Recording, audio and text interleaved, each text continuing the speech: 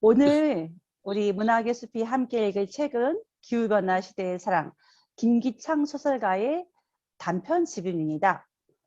제가 부제를 짓곤 하는데 이번에는 이 책을 읽고 나서 기후도 사랑도 위태로운 시대다 이렇게 한번 지어 모았습니다.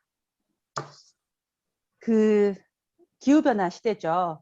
기후변화 시대 하도 많이 듣고 많이 이제 뉴스도 나오고 저는 작년부터 더더욱 이제 그 기후에 대한 뉴스가 굉장히 많이 나온다는 생각을 합니다.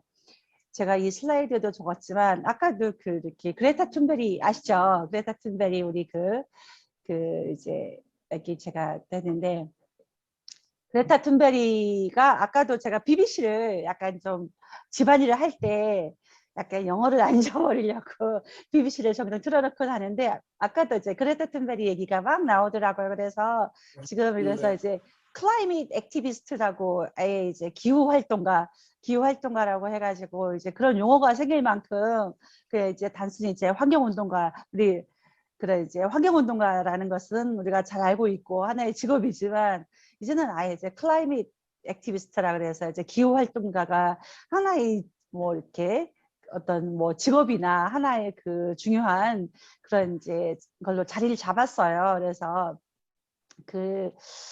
아까도 왜 클라이밋 액티비스트 젊은이들 특히 청소년들 얘기가 나왔는데 청소년들이 이탈리아 밀라노에 모여가지고 이제 요거에 대해서 이제 회의를 한다 그러나 그런 것 같았는데 왜냐하면 지금 마침 이제 유엔이 이제 유엔 총회 시즌이잖아요. 그래서 유엔 총회 시즌이어가지고 우리 문재인 대통령도 미국에 갔죠. 그것 때문에. 그래서 미국에서 하는데 이제 유엔 총회 시즌이고 그리고 다들 혹시 보셨겠지만 나중에 안 보셨으면 보셔요. 요번에 BTS가 퍼미션 투 댄스 유엔 제너럴 어셈블리 하는 총회장에서 유튜브 보셨나요? 아니요. 보영쌤 못 보셨어요? 우리 김나길 반장님도 한번 보셔요. 퍼미션 투 댄스 굉장히 좋더라고요. 이제 유엔 총회장을 아예 다 이제 사진만 봤어, 사진만. 아주 공연도 좋고 사실 작년부터 우리가 팬데믹 시대에 전 세계 시민들이 굉장히 고통을 받고 있는데 이 퍼미션 투 댄스는 그래도 춤을 추는 데는 달리 누구한테 이렇게 허락을 안 받아도 된다라는 그런 메시지 같은 거잖아요. 그러니까 전 지구 시민들한테 희망을 주는 그런 것 같습니다. 그래서 약간 옆으로 빠져나가는데요.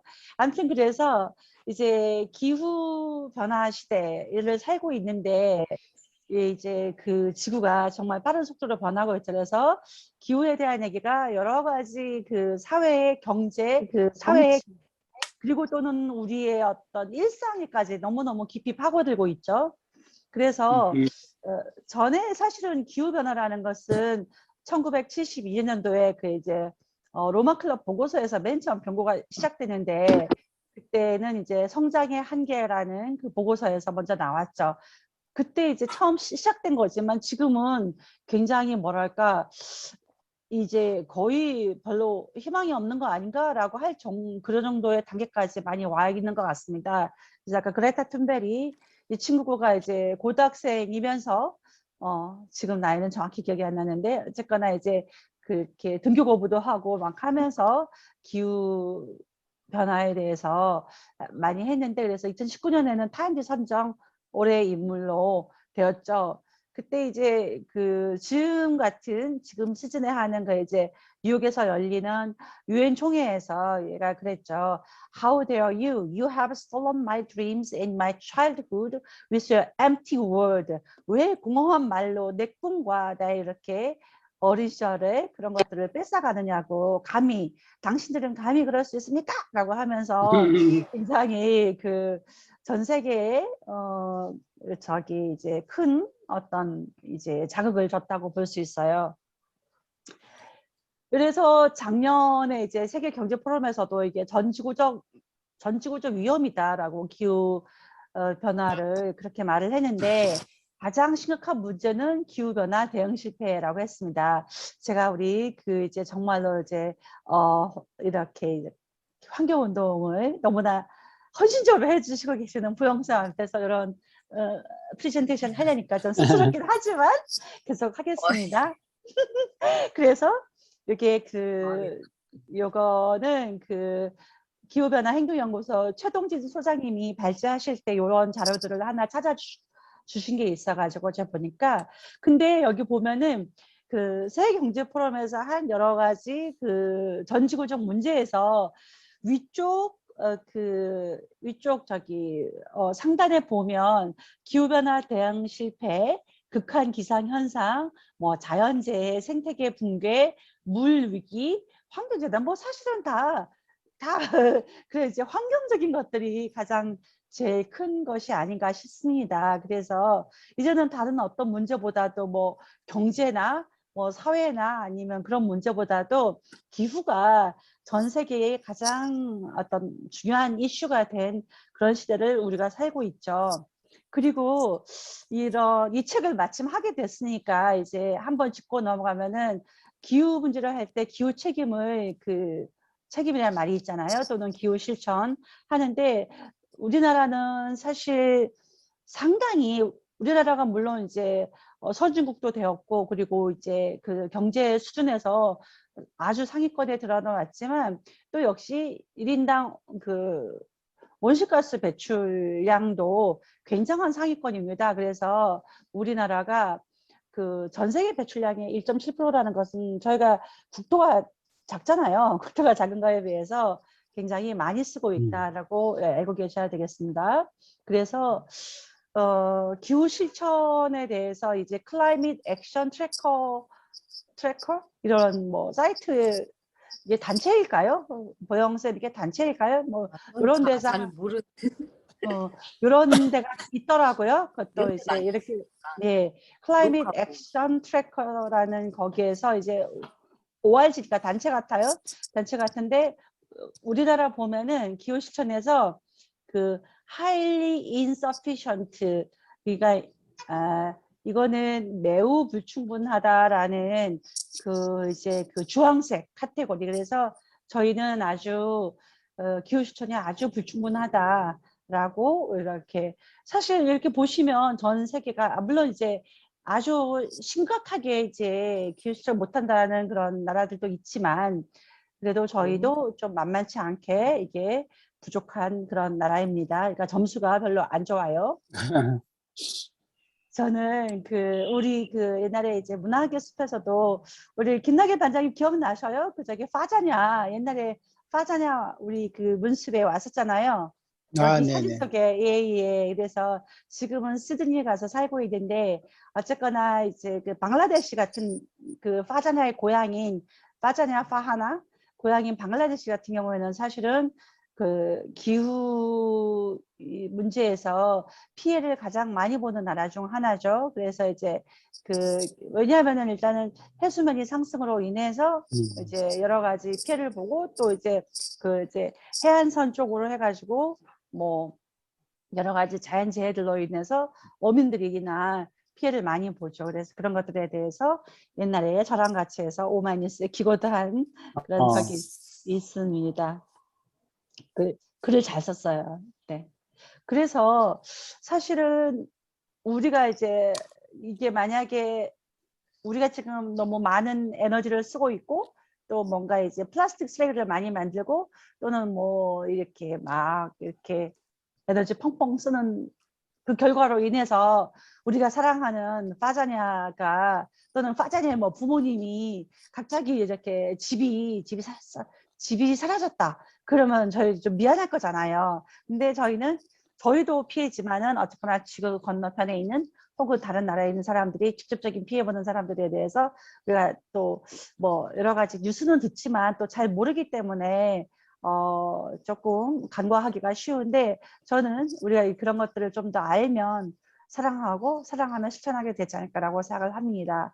그리고 사실 뭐 계속 진짜 코로나 너무 힘들죠, 다들 너무 힘든데 이 코로나 그리고 이제 진짜 걱정되는 것은 이 코로나 바이러스 다음에 어떤 게 잊지 말아야 될 텐데 잊지 말라는 법도 없고 이거 제가 구글에서 재밌는 그 그림 이미지를 봤는데 이거 너무 재밌죠. 그래서 코비드 19 해가지고 코로나가 전 세계를 이렇게 덮쳐가지고 그 코로나라는 파고가 덮쳐가지고 사람들이 지금 너무 고통을 받고 있는데 근데 그 다음에 그보다 훨씬 큰 파도가 이제 이렇게 리세션은 경제 불황이잖아요. 경기 불황이라는 파도가 있는데 근데 그보다 더 큰 집차만한 파도가 클라이밋 체인지라고 하는 거예요.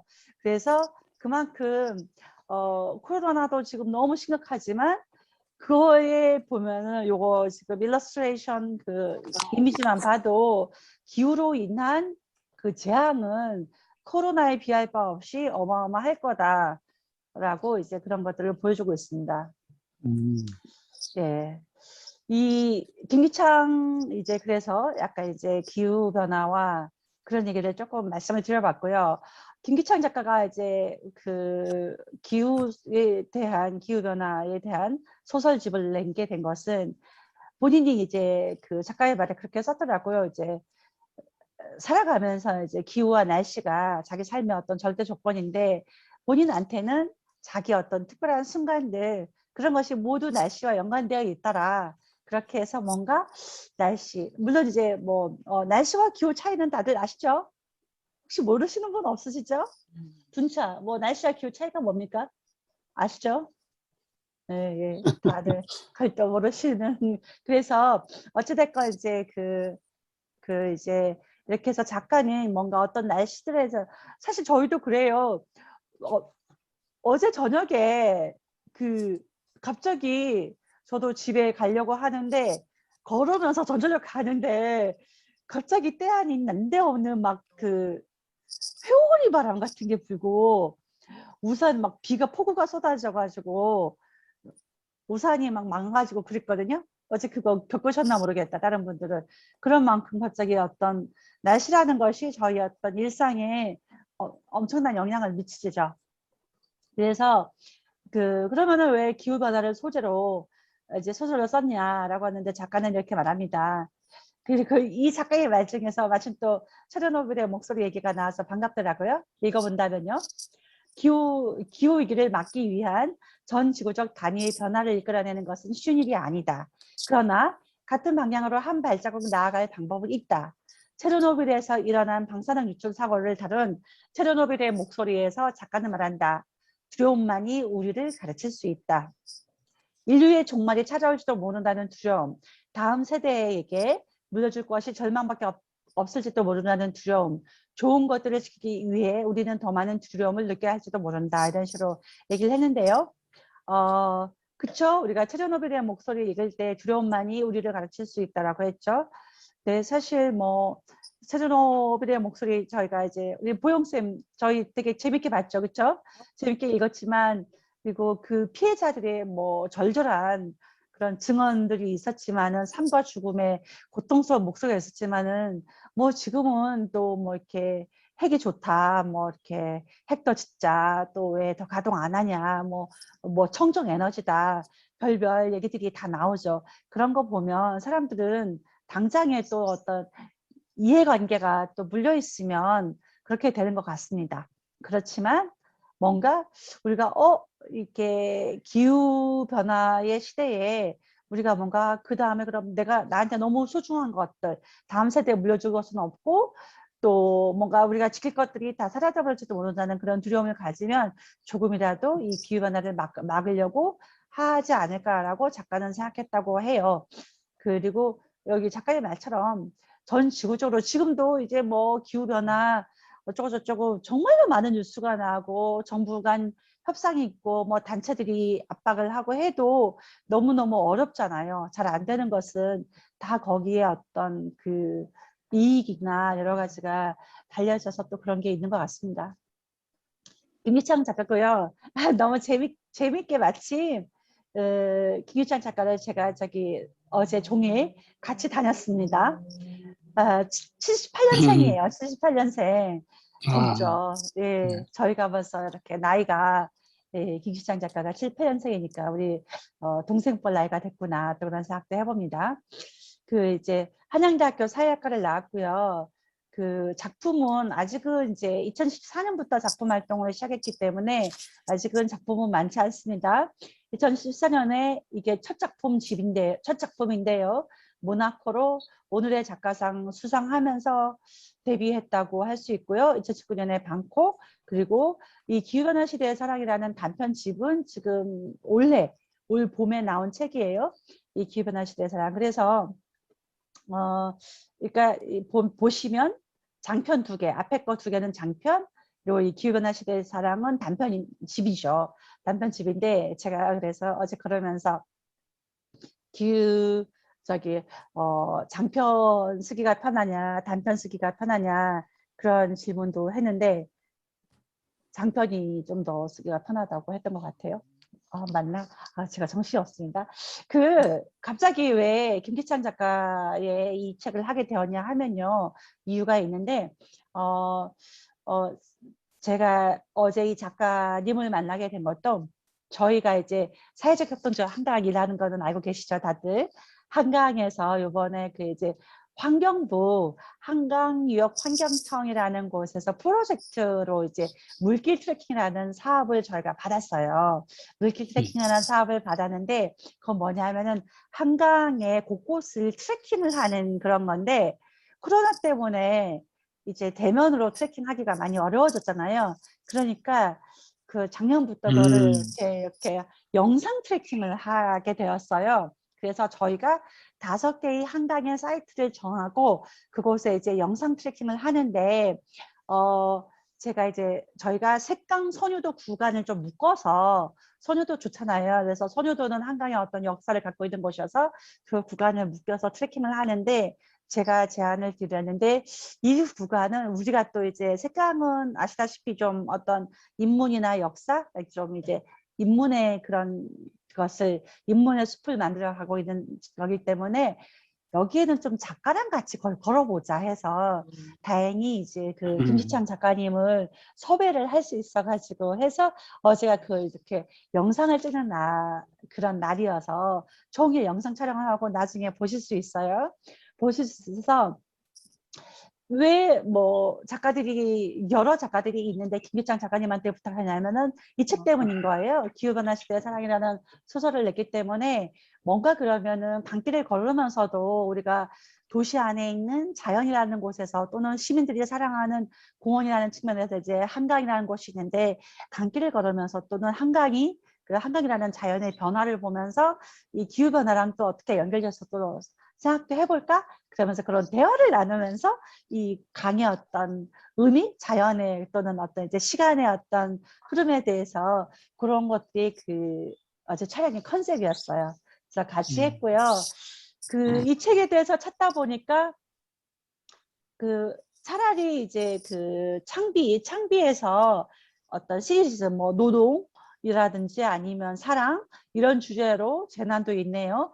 이런 해서 작품들을 묶어서 아주 신간인데 기후와 지구에 대한 신간, 숨쉬는 소설 이런 것도 있더라고요. 이것도 재밌죠. 작가들도 다 좀 아실만한 작가들이 많이 있는데요. 그래서 혹시 관심 있으면 연계해서 읽어보시면 되고, 그래서 제가 김기찬 작가님한테 이 숨쉬는 소설에는 뭔 작품을 또 이렇게 썼습니까 했더니 우리 그 기후변화 시대 사랑에 있는 작품 하나, 여기 무슨 땅이 있었죠. 땅자가 들어가는 거 그게 들어갔다고 해요. 그래서 여기에 있는 작품 하나가 같이 수록됐다고 합니다.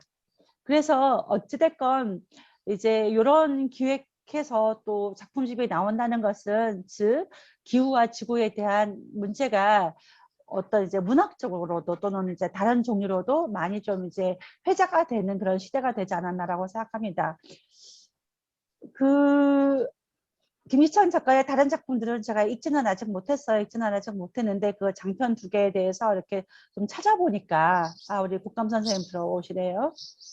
그래서 좀 찾아봤죠. 찾아봤으니까 이제 모나코랑 방콕이라는 소설 보니까 모나코는 이제 노인의 삶과 사랑의 문제를 다루고 있고, 방콕은 또 이제 외국인 노동자를 주인공으로 해서 전염의 문제를 다루고 있다. 그리고 기후변화 시대의 사랑은 아주 확고하게 사회적 이슈잖아요. 그래서 그 생각했을 때, 아, 이분은 우리가 또 사회학과 출신이더라고요. 그러니까 그래서 그 사회적 이슈에 관심이 많은가 싶어요. 그렇게 해서 어제 또 물어봤어요. 사회적 이슈에 관심이 많아서 소설을 쓰십니까? 하니까 네, 맞습니다. 또 그렇게 얘기를 해주셨어요. 그래서 아, 네, 짐작이 맞구나. 우리가 그래서 그쵸? 그래서 작가들은 사실은 작가의 어떤 책무일 수도 있고 여러 가지 했을 때 사회적 문제들을 많이 건드리게 되죠. 아, 저도 그러니까 그 생각 나더라고요. 저는 뭐 등단한 적도 없고 이제 근데 이제 제가 사회적분들 한강하기 전에는 단편을 한 10개 넘게 써놨거든요. 근데 써놨는데 그중에서 사회적 이슈니까 생각나는 게 제가 그때 이제 우리 보영쌤이 너무나 잘 알고 있는 가습기 살균제 그거 피해자에 대해서 제가 그 과천 다니면서 과천에 왜 우리 김반장님 잘 아시죠? 2단지 재개발할 때 계속 집 앞에 이제 공가라는 그게 단어가 써 있었잖아요. 빈집이라고 공가. 네네. 그래서 네, 제가 공가라는 제목으로 저도 가습기 살균제 피해자에 대한 소설도 쓴 바가 있습니다만 조금 더 나중에 한번 다듬어서 한번 우리 자기 문수분들한테 보여드리고 싶네요. 이렇게 하고요. 갑자기 잠깐만요. 예. 그래서 여기 이제 수록작들은 이렇게 10편이 수록되어 있고요. 보니까 하이피버 프로젝트랑 갈매기 그리고 유령과 함께한 하루는 연결이 되는데 다른 것들은 그냥 이제 꼭 이제 연결됐다고 할 수 없이 그냥 할 거는 아니고 이제 개별적인 작품들입니다. 그래서 기후 위기로 변해버린 미래에 어떤 사랑을 할 것인가인데 그 제목하면 또 연상되는 거 있지 않으십니까? 보영쌤. 네? 기후변화 시대 사랑 제목으로 네. 연상되는 거. 뭔가 연상이라고 하니까 딱 저긴 아닌데요. 근데 뭐뭐뭐뭐 시대 이런 말은 많이 들은 것 같아요. 뭔가 딱 생각나는 건 없어요. 저희가 우리 저기 김 반장님은 보셨죠? 콜레라 시대의 사랑 우리가 읽었었는데 그 문숲에서 그쵸?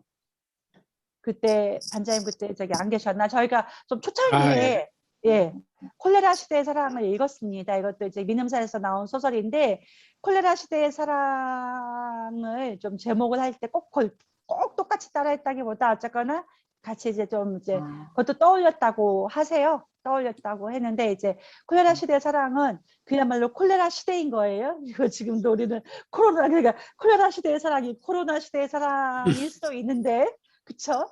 기후변화 시대의 사랑이 됐죠. 근데 이제 그거에 대해서 뭔가 막 아주 직접적인 상관관계가 많이 있는 건 아니지만 콜레라 시대라는 것은 콜레라라는 것이 그 작품을 보면 어쨌거나 주인공들이 그것도 이제 콜레라 시대의 사랑은 아무래도 사랑의 방점이 있는데 그 주인공들이 뭔가 사랑하는 관계 그런 데 있어서 콜레라는 그 질병이 뭔가 그 장애물이 될 수 있기도 하고 뭔가 이제 그러니까 그 주인공이 거기서는 간단히 말하면 이제 어떤 부부가 있고 거기 여성을 평생 좋아한 남자가 있어요.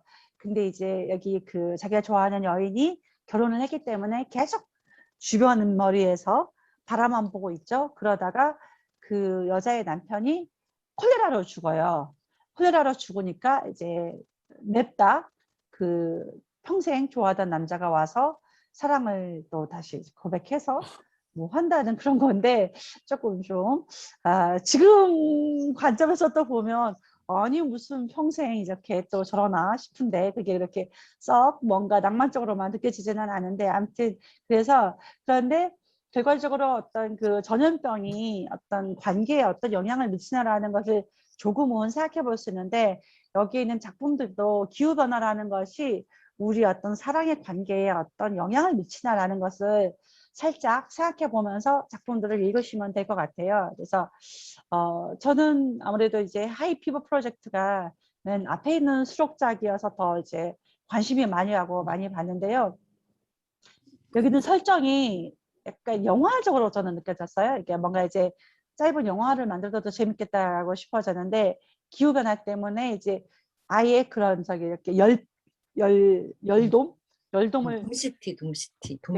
네, 예, 그걸 이제 피하려고 이제 돔시티가 만들어지죠. 그래서 그러니까 돔시티가 있고 돔시티 안에 사는 사람들과 그 밖에 있는 추방된 사람들과의 갈등 같은 게 있는데 이런 거는 어디서 많이 보는 것 같지 않아요? 이런 거 어떤 안의 세계와 바깥의 세계. 사실은 제가 뭐 가본 적은 없습니다만 남미에도 어떤 나라들은 브라질, 멕시코 그런 나라들은 이제 아주 잘 사는 곳은 이렇게 그런 어느 정도의 경기가 있죠. 박해랑 그렇게 있다고 해요. 그리고 어떤 이제 사설 그 경비 같은 것들이 아주 잘 되어 있고, 그리고 어떤 경계하면 우리가 또 팔레스타인 장벽 같은 것도 생각할 수 있는데, 아무튼 뭔가 안과 밖이라는 것이, 그리고 그 바깥의 세상은 정말로 너무너무 이렇게 열악한 곳에 사는 사람들이잖아요. 아, 그리고 뭐 꼭 그런 건 아니지만 그 생각해 보니까 우리가 근래에 읽었던 김초엽 작가의 소설에서도 보면 지구라는 별은 아예 버려져 있고 거기에 사는 사람들은 굉장히 좀 이제 이렇게 안 좋은 환경에서 살고 있는 거고, 그리고 다른 행성에서 사는 사람들은 굉장히 뭔가가 잘 정제돼 있는 그런 곳에서 살고 있죠. 그런 측면에서는 뭐 별이 다르긴 하지만 비슷한 측면이 또 있네요. 그래서 이 책에서는 뭐 작품 하나하나가 굉장히 뭔가 복잡하거나 그런 것은 아니고요. 쉽게 그냥 읽으실 수 있다고 생각을 하고요.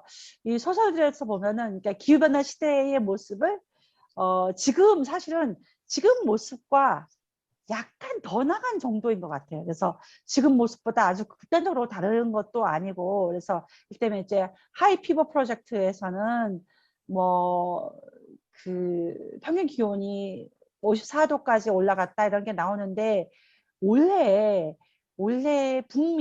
북미에서 거의 이쯤 가지 않았나 싶어요. 제 기억으로도 뭐 한 49도? 막 그런 것들이 나왔죠. 그래서 진짜 노인들 많이 죽고, 그리고 지금 그림처럼 이제 산불이 많이 그림이래요. 사진처럼 산불이 굉장히 그쪽도 많이 나고 캘리포니아도 심하고, 또 이제 우리가 사랑하는 뭐 그리스나 여러 곳에도 많이 이제 산불이 났죠. 그리스도 섬 하나가 거의 다 탔다고 그렇게 나오는데요.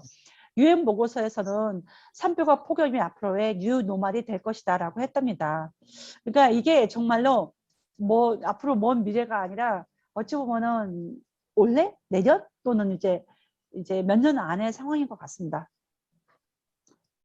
그래서 작품을 다 하나하나 저기는 아니고요. 그래서 몇 개만 좀 보면은 약속의 땅이라는 작품에서도 원래 여름은 지독히 더웠다. 눈으로 쉽게 확인 가능했다. 가장 두드러진 것은 해빙을 가려주던 균열이었다. 그런 것처럼 뭔가 이제 그 해빙이 점점 높고, 거기다가 이제 거기에 살 수 있는 그 동물들도 계속적으로 변해가고 잘 못 살고 그렇게 되는 거죠. 접는 나날이라는 곳에서는 약간 좀 이거는 조금 특이하게 주인공이 계속 뭔가를 접는데 이제 거기서 보면은 비가 너무 많이 와요. 비는 계속 내리고 하는데 요 사진도 보니까 우리 벨기에 하랑 독일, 원래 여름에 6월이었나요? 그때 홍수 피해가 어마어마했죠. 어마어마 피해가지고 저는 독일 같은 데는 항상 굉장히 친환경적인 정책을 하고, 뭐 독일 녹색당도 워낙에 이제 유명하고, 그리고 환경에 대한 거를 또 뭐 재생에너지라든지 뭐 그런 것도 많이 하기 때문에 독일 사회가 이렇게 또 직접적으로 피해를 엄청 보는 거에 대해서는 좀 충격이 있었던 것 같아요. 그 말은 이제는 선진국이나 아니면 개도국이나 가릴 거 없이, 혹은 기후 실천을 하고 있는 데나 안 하는 데나 상관없이 전 세계가 다 한 운명 공동체가 되지 않았나, 그런 생각이 들어봅니다. 그리고 천국의 초저녁이라는 작품에서는 그 몰디브 얘기 나오죠. 모히또 가서 몰디브 한잔 할래? 그 썰렁한 농담. 저희 같이 이제 몰디브 한잔 하는 날이 참 이제 언제 조만간 가져야 될 텐데요. 그렇죠? 천국의 초전서 이렇게 보면은 그래서 이런 문장이 나왔죠. 해수면 상승 때문에 백사장이 점점 짧아지고 수온 상승으로 산호들이 죽어나가고 있어. 모든 섬이 바다적으로 가라앉고 산호가 젊어야 하는데 얼마나 갈 것 같아. 강산 변하는데 10년이면 충분해. 헛소리가 아니다. 과학자를 얘기해. 그래서 몰디브 이미지를 찾아보니까 이런 이미지들이 나오더라고요. 그러니까 진짜로 몰디브 하면은 천국의 섬이라고 하는데 이 천국이 이제 점점 물속에 가라앉고 있는 거죠. 그래서 해수면 상승 때문에 그런데 여기서는 그 젊은 부부가 나오는데 이 소설에서는 젊은 부부에서 그 남자가 이제 이게 가라앉기 전에 우리 가자 그렇게 해서 글쎄요 앞으로 그런 여행 이제 다시 코로나 이제 여행이 어찌 보면은 곧 풀릴 것도 같은데 풀리게 되면 저런 데 더 많이 갈까요? 선생님들은 어떠실까요? 뭐 이렇게 나중에 뭐 투발루 아니면 뭐 몰디브 아니면 저는 제가 사랑하는 제주도에는 그런 일이 좀 없게 바라지만 제주도는 그래도 좀 큰 섬이니까 이런 섬들이 사라지게 되면 사라지기 전에 이제 그 가봐야지 하는 여행도 꽤 있을 것도 같아요. 그렇죠? 그래서 제가 이거 검색하느라고 뭐 그 이제 구글 이미지에서 뭐 sea level하고 그 다음에 뭐 climate change 이런 단어로 검색을 하니까 막 이렇게 그 sea level이 상승해서 없어질 전 세계 뭐 몇 개의 섬 이런 것도 막 나오더라고요. 그런 거 보면은 정말로 이게 그 굉장히 많은 섬들이 없어질 것 같습니다.